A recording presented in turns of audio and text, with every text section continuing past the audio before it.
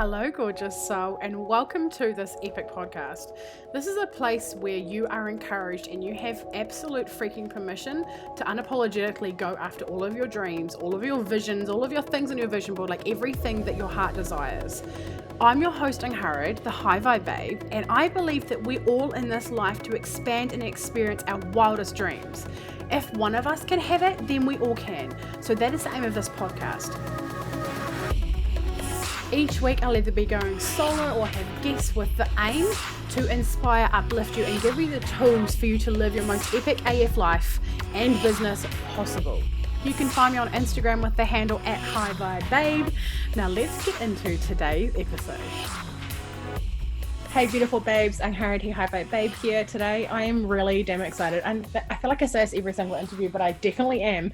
I love interviewing people. Today I have Sonia Bavistock. She is a soulful business and social media coach who supports women in business all over the world. Sonia guides these women back to themselves, back to their powerful stories, their beautiful voices, their unique superpowers, their intentions, and their purpose. Sonia is a magic finder and is here to help heart-led women everywhere have a strong and soulful online presence that creates an impact and income. Oh my gosh, welcome Sonia. Oh, thank you so much for having me here. I'm so excited to be here with you. Yeah, it's going to be the most juiciest conversation like ever. So would you mind, first off, please sharing your Instagram handle so people can put your voice to the face? Yes, absolutely. So you can find me at Sonia, Sonia .Bavistock, Bavistock. Perfect. Okay. And the link is down as well if you want to go and click that. While you're listening, welcome to listening. Just a humble hi. Do you want to tell everyone a bit about you and what's your story and how did you end up doing what you're doing now? Yeah, absolutely. So if we rewind about 7 years ago, I was in a corporate job that was very unfulfilling and had become really unchallenging. We were going through a massive corporate takeover at the time, and I was an executive assistant, and I just saw my job kind of being taken away from me piece by piece during this takeover. And it was at the time when blogs were really super popular and we used to read them and comment on them like all the time. And so it was actually my husband who suggested that I start a blog purely just for a creative outlet while I was figuring out what my next corporate step was going to be. And so I started a blog. It was called Sonia Styling because it was all about me sort of styling my life one story at a time. And it kind of evolved to become this really kind of down to earth fashion and lifestyle blog with lots and lots of my stories sprinkled in. And because I was such an active member of the blogging community at the time as a reader and a commenter, I had this instant audience. And all of a sudden, this blog that was just meant to be a creative outlet purely for me turned into a side hustle, a part-time earner for me. And I ended up working with all of these amazing brands. I was signed to an agency for a time. And yeah, it was just such a good experience. And during that time, I changed corporate roles and went into a media and communications job and instantly knew that I was not meant to stay there for very long. I knew this was going to be the stepping stone to my next big thing. And little did I know that the next big thing would end up me starting this business that I'm in today. And so yeah, I kind of used the skills that I had acquired from starting and running and building my own blog and community, and the skills that I took from that because I was headhunted for the media and comms role because of my blog. I took that across to that job. I learnt from an amazing journalist while I was working there, and then I used all of those skill sets to create this business because I had so many friends who own their own businesses and just really struggled with social media, knowing what to post, how to show up, how to create communities, all of those things that I had been teaching myself for the past 7+ years. And so that's how this business was born. I originally started as a social media manager for other people. And then about 6 months into the business, I had lots of people coming to me saying, can you teach me how to do it? I want to be able to do it for myself. And that's how the coaching came in. And very quickly, I realized that my heart belonged to coaching. And so here we are 3.5 years later. Oh, that's beautiful. I also really like, just for any human design, which is kind of like just everyone, Sonia's a manifestor as well. So YOLO, manifest a life over here. I just love seeing your business evolve, because that's what, I mean, we've only been connected for a little while, but I love hearing the story about your business being evolving rather, because as manifestors, we really desire to have a lot of creativity, and being our own boss and being able to have everything evolve is really powerful and really like freeing, right? So do you want to speak a little bit about the transitions for you and how that went for you? Yeah, absolutely. I mean, human design is something that I'm still quite new to. And I feel like so many people say that because it really is, it's a beast unto itself, really. And there's a lot of parts to it, as you would know, being an expert in it. There is so much to learn about it, which is awesome. And I love it. But it's only fairly new to me. I've probably only been diving into the world of human design since last year. And so there was a lot of conditioning that I really had to unravel, and a lot of deprogramming that needed to take place when I stepped outside of the corporate world. Because as you would know, being a manifester, like my not self theme is being a people pleaser. And that was me pretty much my whole entire life. And, you know, classic example, spending 9 years in the corporate world as an executive assistant, personal assistant, always answering to someone, always being somebody's right hand, and always, you know, meeting other people's deadlines and expectations and that kind of thing. I had to undo a lifetime of that basically when I started my own business. And so it took me a really long time, like an embarrassingly long time, for me to find my way with it all. And yeah, I really struggled. I felt all at sea for probably like the first 6 months of my business, working for myself full time. And just gradually, bit by bit, piece by piece, as I've been learning more about myself, because I am an absolute personal development nerd. Like, I can't get enough of it. I think self-awareness is the most powerful tool we could ever give ourselves. And so just diving into working with different coaches, discovering modalities such as human design that really resonate with me, just helping me to understand myself better, then informs how I can work best and run my business the best way. And so, you know, there've been just lessons all along the way, including making some really tough decisions in my business. Like earlier this year, I closed down a membership. I had over 60 women in the group who I adored, but I just couldn't do it anymore. I just knew it wasn't something that I could carry forward any longer. And so I had to make the really tough decision to close that down. And, you know, the more I learn about myself, especially as a splenic manifester, the more I understand how I work best and how I can serve people best. So yeah, it's a process. It's an absolute process, and I'm a work in progress. I love that. And, you know, although we have completely different, you know, ways that we lived our life and like what our physical representation of what it is we were doing, I really resonate a lot with your story. And I know that other manifestors listening, which I have a lot of manifestors in my circle. It's kind of insane. Oh, that's so cool. Like 7 to 9% of us in the world. So it's pretty fellow me. It's amazing when we find each other, isn't it? It's like, oh my God, someone who understands me. It's just so lovely. It's like an ultimate, just immediate soul sister, like just straight up, like you're my BFF for even now. Yeah. Oh my God, that's amazing. Okay. So I am in love with social media, and you obviously are as well. Would you want to tell me a little bit about like, what are your, just even like your top tips, or like some things that you've learned to integrate in your business recently, or just social media in general? Like, what's your philosophy on it all? Yeah, I absolutely love it. I love it as a connection tool. I see it as an avenue of discovery for people to discover me and to just get to know me and get a feel for who I am, what my energy is like, what I'm passionate about, and then obviously the work that I do. And so for me, it just feels like a beautiful online meeting place that I can connect with incredible people from all around the world. Like, I have made some of my best friends through Instagram, and I'm not ashamed to say that, because you know, it's like what you said, it's how like-minded people come together. It's how we find each other. You and I met on Instagram and we clicked instantly, and we have stayed in touch ever since. And you know, you've supported me through some tough times, and we've had some really beautiful, honest, heartfelt conversations in the DMs. And you know, I love Instagram for that. So I think as soon, like, you step onto those platforms fully aware of what they are, and their purpose and their intention. And that's fine. I think as soon as you open up an account and start playing on their playground,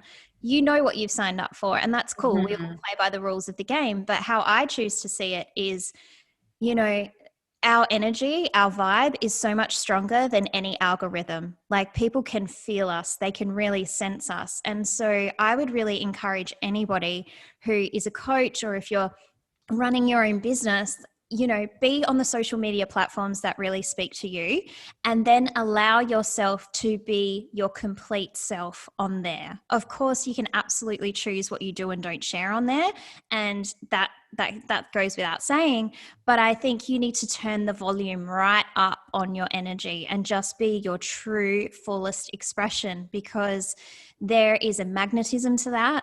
There is relatability in that. And it is far more powerful, like I said, than any algorithm could ever be. So first of all, I would encourage you to give yourself full permission to just be your full self, like fly your freak flag high. You know what I'm saying? Yeah, hard. Preach, sister. Yeah, exactly. Just go full pelt to 11, right? Just crank it right up. And then the other thing I would really encourage you to do is don't take it so seriously. I see so many incredible women who come to me for coaching who absolutely paralyze themselves and forget how to be themselves just because there is a screen between them and the people they're trying to connect with. And if you could just pretend for a moment that there is no screen, that you are at some virtual cocktail party with all of these fabulous people who want to have a conversation with you, how would you interact with them if you were having a cocktail with them, or if you were having a coffee with them? Speak to your community just like you would if you were meeting them in real life and having a conversation.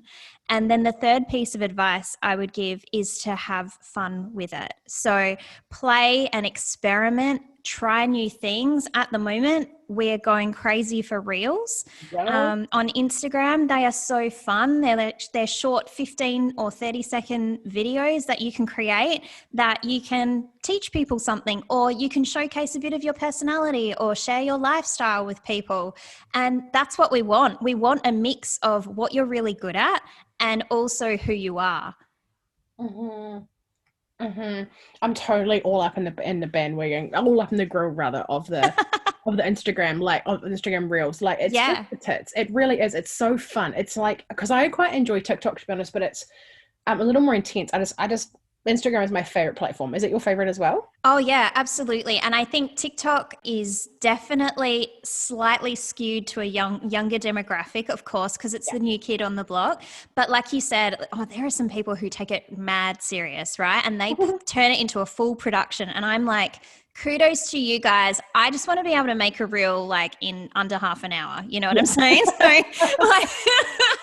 So that's why I have I've dipped my toe, and this is how you guys can do it too. Like, dip your toe in the water on the platforms where you feel most comfortable. So for me, Instagram feels like home. So I played with Instagram stories when they were first launched. Now I'm playing with, then obviously IGTV, and then going live. And now it's all about reels. So just start dipping your toe in the water on the platforms that you feel most comfortable, and just do it your way. Like, absolutely look to other people. And I think you shared this in your Instagram Reel workshop, which was awesome, by the way, is like, look at what's trending, look at what other people are creating, and then put your own spin on it. Make it relevant to your industry, make it relevant to your audience, and make it all your vibe. And I think that's the way to do it, really. Yeah, I totally agree. And you're so right. The vibe is transpired through the work that we do. And, I know, look, I understand a lot about algorithms, and you obviously do as well. And you're meant to post, at a ideally consistently, the same time of day, or at least once a day, or whatever sorry, not at least once a day, or if you're doing it 3 times a week, just be consistent, right? But, so we understand these things, but it's not a hard and fast rule, because the reality is that yeah, your energy is way more powerful than any algorithm ever will be. So it's not about like just pushing out content because you have to do a post a day or really every single day, No, because people pick up on that vibe. Like it's really, absolutely. yeah, it's really quality over quantity. Absolutely. People can feel when you're posting out of obligation rather than excitement. So Mm-hmm. I like to tell my clients to set themselves a baseline. So what I say to them is like, literally, I say, is if things could, like the shit could hit the fan and all hell could break loose, but what would be the baseline of posts that you could publish each week with all of that crap going down? And Mm-hmm. so for some of my clients, it's 3 times a week. For other clients, it's 5 days a week. They post Monday to Friday. Other clients, it's 7 days a week. It's going to look different for everybody. So stop trying to do what everybody else is doing and tune into yourself instead and set yourself a baseline, because I just feel like when you set that baseline, you could like hit that baseline or you can go over. And if you hit the baseline, like job done, tick, you've done it, you've had a successful week. If you happen to go over because you've got a bit more content to share, or you're feeling particularly inspired, or there's something super timely and relevant you feel really called to speak to, then fucking go for it. Mm-hmm. But at least you've hit your baseline, and anything over and above that is icing on the cake, babe. Mm-hmm. I love that. Absolutely love it in every single way. I would love for you to speak to, because I know a lot of us, and I'm sure you would have had resistance as well, but when it comes to telling our story online, that can be very paralyzing, right? Do you want to tell us a bit about your journey on that and why it's been so important for you and your business? Yeah, absolutely. So I think I had a really good training ground having a blog, because it was almost like a permission slip to overshare. And I am such a fucking chatterbox. Like I love a chat, if you guys haven't picked up on that already. So for me, it was like, oh, this is so fun. You mean I just get to like hop on here and share my stories and people read it and then we have a conversation about it? It's like, awesome. Sign me up.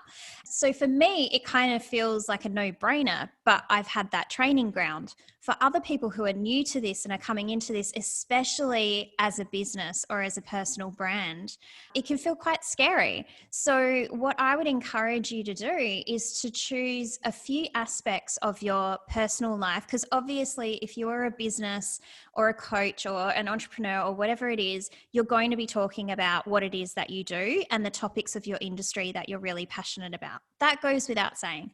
Where you need to then weave in a personal element, that is where you're going to really allow your community to not only get to know you as a subject matter expert, but as a human being as well.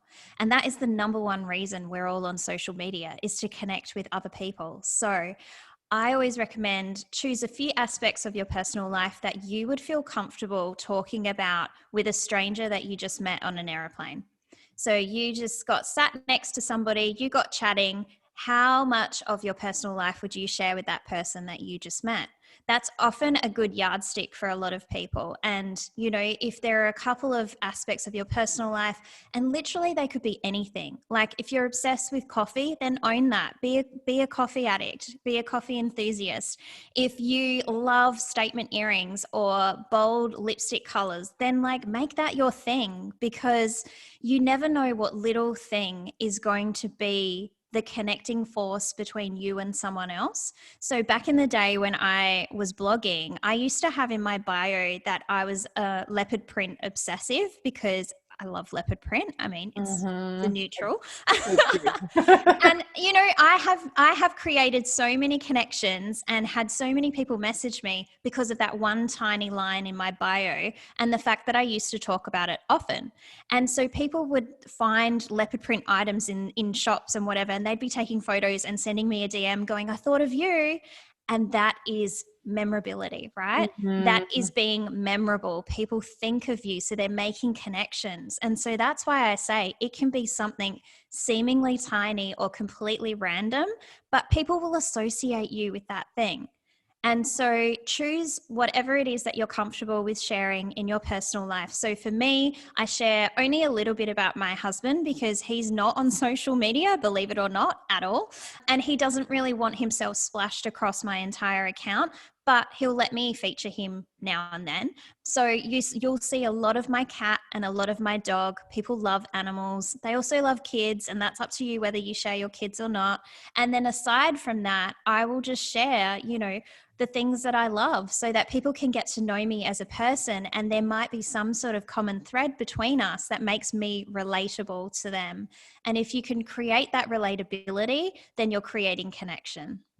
And connections, a lot of them convert as well to sales, right? Yes, So it's yeah, so absolutely. Because it's pretty obvious there's some big shifts and big changes happening in the world right now.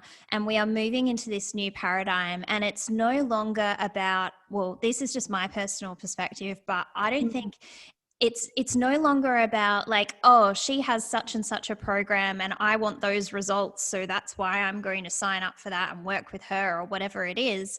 For me, I think it's now about, gosh, she has a kind of energy that I really need to be close to. And she's achieving things that I want to achieve myself in my own way. And she's making the kind of money that I want to be making, or she's living the kind of lifestyle and giving back in the ways that I want to live and give back. And so I want to be close to that energy. And so that's why we choose to work with people. And so the only way that you're really going to showcase that and show people that is if you share your stories and share yourself.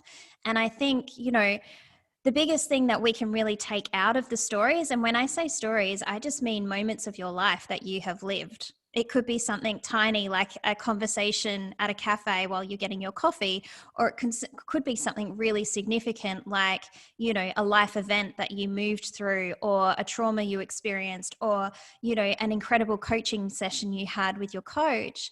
But what's really important is not just telling those stories, but drawing the meaning out of it. So what's the meaning you can take out of the experiences that you've lived, or what are the lessons you can draw out of them? And that's what you want to weave into your stories, so that you're not just telling a story for the sake of it. It's not just like, woohoo, it's story time.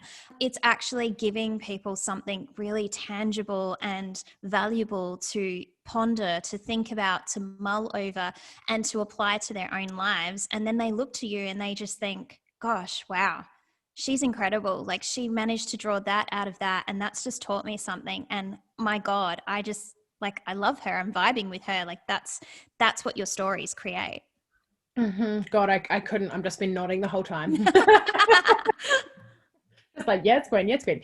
I totally agree on every single friggin' level. And it can be scary for us to actually, in the beginning of our businesses, right? I remember this significantly, to like start sharing more things, or also even like sharing the lessons we've learned from things that gone down in life, right? Because there are people on our social media, like our family members or our partners or whatever. And so what I personally choose to do is, a lot of the times I do just share kind of the lessons behind it, or the theme behind it, because I can also sense being a manifestor when it's kind of a collective thing as well, without necessarily sharing the detail of like, oh, my husband and I just had a mass ass scrap, like we could do it without like sharing that sort of thing. But the reality is that, yeah, we are all very connected, and we are all able to help one another too. Because one of the things that, like with my coaching clients who are coaches, for instance, at the beginning of their businesses, like in some of my group coaching programs, all sort of things, some of them are like, oh, I don't know how I'm going to help people. But the reality is that, we don't always want to work with a mountaineer. We want to work with someone who's just a few steps ahead of us, because they're like, oh no, it's all right, you just go around there, you just little bend, and like, it's just, we can help them so much better when they're really close to where we are, because it's really easy for them to calibrate to our energy, and for us to give them the perfect advice that they need in that time. So, but when we're starting out, we often think that, oh, we need to like have a degree in coaching, and we need to be certified in this, and we need to have 10 years experience. And do you know what I mean? Oh yeah, 100%. And I agree. Like, for those people who are new coaches or starting out in their businesses, you don't have to have all of the steps like 1 through 10 like already lived, experienced, learnt to be able to start helping people. You literally just need maybe steps 1, 2, and 3, and you can help the people. And, I quite often say that our soulmate clients are the past versions of us. So it's literally us like 2 years ago or 3 years ago. They're the people that we want to help, right? Because we can say to them, like you just said, like, here's the shortcut. Here's how to get through this quicker than I did. Here's what I recommend. Here's what you can do. And that's the greatest impact that we can have, is if we're just turning back to help those who are a little bit further behind us on the path. I totally agree. And then also to circle back around before, when you're talking about brand awareness, I think that's a really, really massive and really important thing to talk about as well, because, you know, people, like, for instance, with my stories, it's like, I don't know, coffees and kids and walking on the beach or whatever, like just random things. And I always get people, you know, just like my life, right? Yeah. In the beginning, I was really scared to share that stuff, because at the very beginning, until literally my coach was like, but people, I want to know you, right? So I started sharing these things before I was living in the fancy house and before I had it all together and all the sorts of things. And what I found along the way is that it's not imperfect, it's imperfectly perfect, whatever it is. But then people, like, always, just like you were saying about the leopard print, right? People always send me videos that it's made of coffee, or like, which coffee machine should I buy? Or like, you know, just so many things around coffee and around the kids and around like traveling or whatever it is, or human design, especially. Oh my God, human design. And found this, it was just yesterday, I think I was on TikTok and I saw this chick who was sharing about brand awareness of Starbucks. So what she was doing is she in America, you have drive-throughs. Do you have drive-through Starbucks there in Australia? You're in Australia. Whereabouts? Yeah, we don't have Starbucks in South Australia where I live. I think it's on the east coast of Australia. Yeah. Oh, okay. We do have Starbucks here. I do have one in my city. I haven't been for a very long time, but it's obviously a big thing in America, right? Like a massive thing. And this chick was going through the drive-through and ordered the Starbucks. And they're like, "We've got a free gift for you." And they gave her a car freshener. It was shaped like a coffee, and it was the flavor of one of their holiday coffees. And she's like, "Every time I get in my car now, all I want to do is buy one of those fucking coffees." And on the TikTok, she's like, "Eventually I gave in," you know?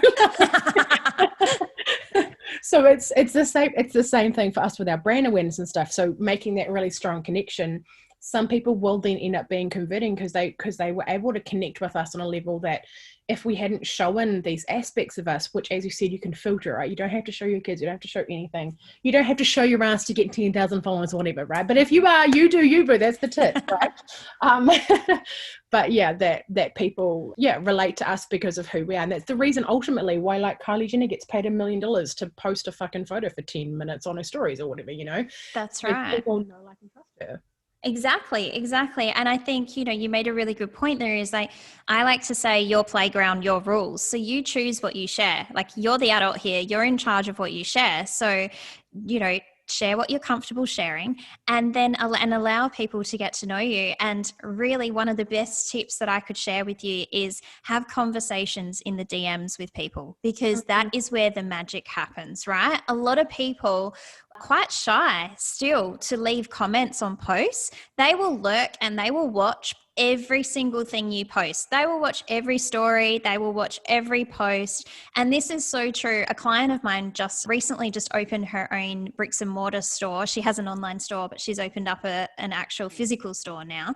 And she said, "Sonia, I can't believe how many people come into the store and buy whatever it was that I just posted on stories or on my feed, yet I have never seen them like or comment on a single post." And I'm like, yeah, there are so many people out there, whether they're introverts or they're just a bit shy or they don't feel comfortable sharing like publicly in comments or whatnot, but they're watching, right? And so the best thing you can do is welcome them into your inbox. So having conversations in the DMs is where the magic happens, right? And the best thing that you could do whenever somebody reaches out to you is to send a voice note back, because that is a way of really making somebody feel seen and heard and acknowledged. And it is a beautiful personal touch that you can send, which literally takes under a minute. And you and I have voice noted back and forth so many times. And it's just such a nice way to get to know somebody. And I have had the most incredible responses from people when I've sent them a voice note instead of just typing out a reply.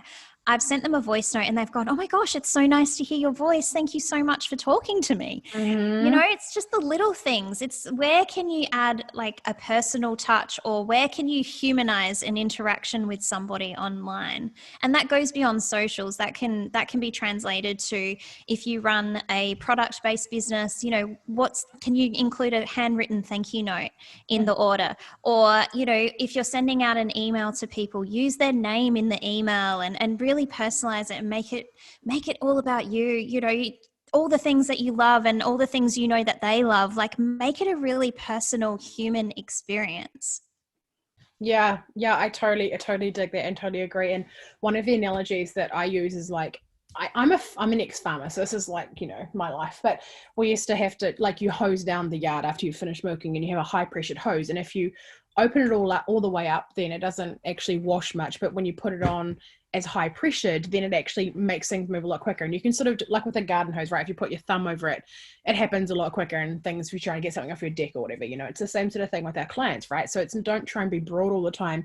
Be really you and speak to your target audience, like just as if you would speak to you. And it's the most powerful thing you can do for your business is by, not thinking that you need to speak to everyone, because it ends up being wishy-washy for sort of everyone, instead of being like really powerful and people messaging you like I'm sure you get, and I certainly get all the time at inbox, like, how did you just know that about me? Yeah. And I'm like, well, it's because it's me, babe. I'm speaking to me. Exactly. And I think that is like one of the best pieces of advice you can give is like, if you're ever struggling with what to write, think about what you need to hear right now.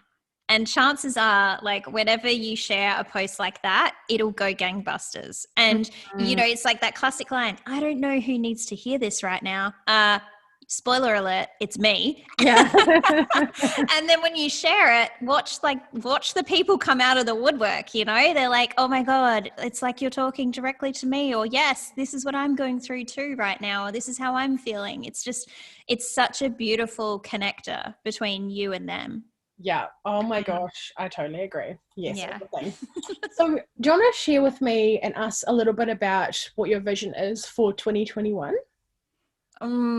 Yes. I just spent yesterday actually creating my vision board for 2021 and writing a whole bunch of affirmations for the different aspects of my life. And yeah, the feeling I got when I completed the vision board was I felt really light and I felt really expansive. And so I think what my hope is for everybody next year, for myself included, is that next year is light and expansive for all of us. And I think the way that we can really achieve that is to take the lessons and the gifts from 2020, especially around simplicity.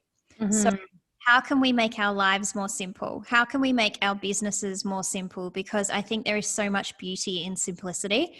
And within that beautiful simplicity, it's way more pleasurable, it's way more effortless, and it's way more fun. And so from that energy comes the light and expansiveness. And I think that's when we really open ourselves up to the flow of receiving everything it is we want to receive. Yes, girl, it takes both, right? It takes it takes both the energetics and the strategy, and if we miss one or the other, it just doesn't flow the way it should. It just doesn't. So, Absolutely. And like, I would just encourage you, like, really tune into how you can visualize best. And for some people, I know in human design, you're either a specific or a non-specific manifestor. Is that right? Yeah, that's right. Yeah. Yeah. And so for me, I'm a specific manifestor. So for me, creating that vision board with all of the things that I really want to call into my life, including I put some like a handwritten note on there of the number of clients I want to serve, the amount of money I want to make. And I even did an exercise recently, super high level, just literally pen and paper, because that's how I work best. But I set my financial goal for next year, and then I broke it down into how I could potentially achieve that through the group programs I want to create and my one-on-one coaching. And it was just that simple act. It was literally just one page of me writing down all of this stuff that I was then able to feel the feelings. And I know that so many of us here, when we're manifesting things, we have to get specific, like we have to know what we want, then we have to feel the feelings as if we've already had that. And for me, being a specific manifestor for so long, I was like, oh yeah, I'm sure it feels really good. But actually sitting down and doing that exercise enabled me to feel the feelings of potentially what I could earn next year. And all of a sudden I was like, boom, there it is. I can feel it now. And so, yeah, if you're a specific manifestor, maybe, an exercise like that or creating an actual vision board will work for you.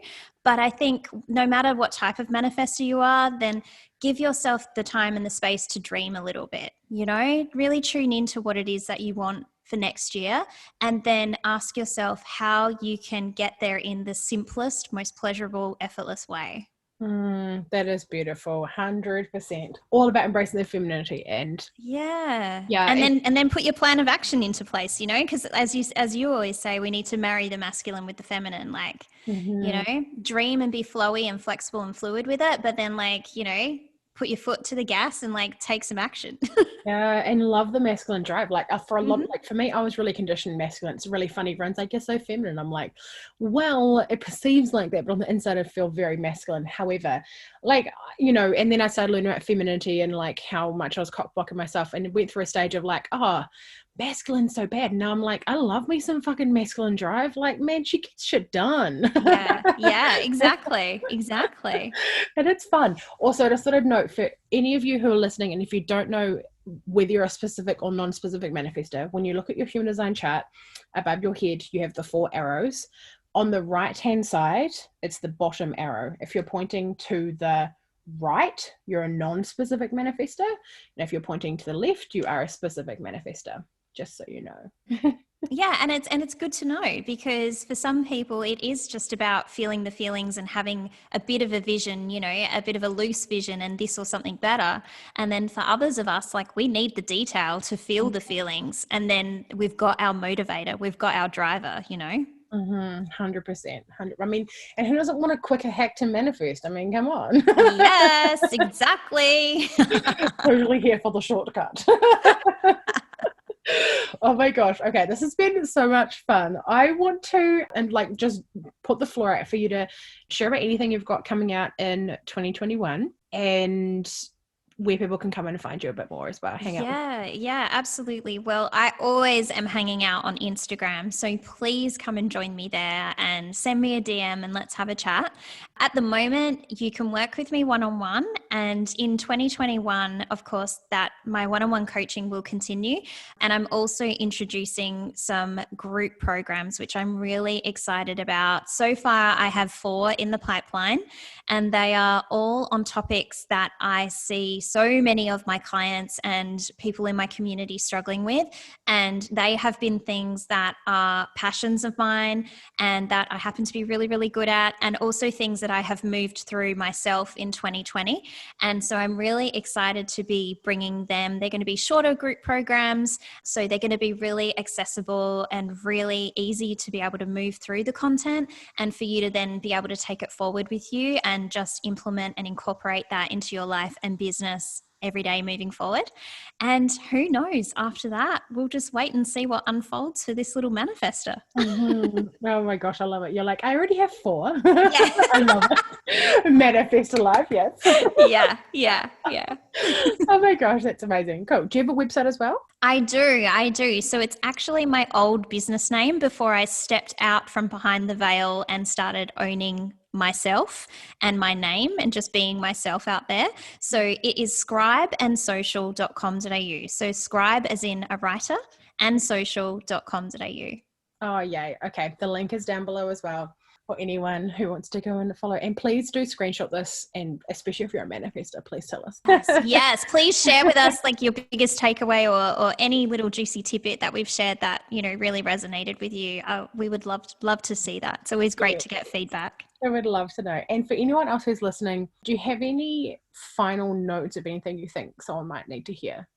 Yeah, I just want to say that it is fully okay. It is more than okay for you to be your full, glorious, beautiful Technicolor self. So please turn the volume up on yourself, shine brighter than you've ever shone before, and allow the people who need to hear from you, who need to see you, who need to be in your energy and connected to you, allow them to find you really effortlessly and easily by being yourself. Oh my gosh, that is beautiful. The best piece of advice ever. Thank you so much, Sonia, for coming on the podcast. Thank you. Oh my gosh, I really appreciate it. Thank you so much. And you have such a beautiful community, and it's just testament to the gorgeous energy and vibe that you bring to everything that you do. So thank you for empowering us and supporting us. Oh my gosh, that warms my heart. You are so welcome. It's my absolute pleasure. It really, really is. Oh my gosh. Okay. Take care, babes. Thank you. Bye. Bye. If you have enjoyed this episode, I would adore if you would screenshot it, chuck it up on your stories with your favorite takeaway moment, and tag me at Hi Bye Babe on Instagram so that more people can see this and get this content and get this message out there to really shape and change and impact other people's lives. Do you desire to be around more high vibe women who really get you, who encourage you, who support you no matter what? Yeah, well, guess what? I have a place that you belong. It is called High Vibe Babes Community. It is a free Facebook group and I would love to have you in there. There are so many free trainings and epicness in this group, so please get your booty in there. It would mean the world if you would subscribe to this podcast, do the reviews, the rating, the stars, all of the things. Thank you so much for being here. I cannot wait to chat with you on the next episode. I'm sending you all of the vibes and all of the love. Over and out from Angharad, the High Vibe Babe.